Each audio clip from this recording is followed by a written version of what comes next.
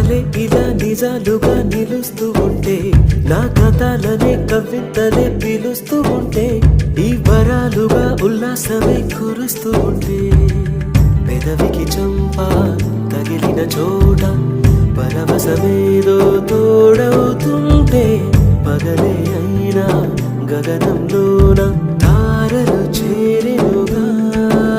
నిజంగా నేనేనా ఇలా నీ జతలో ఉన్నా?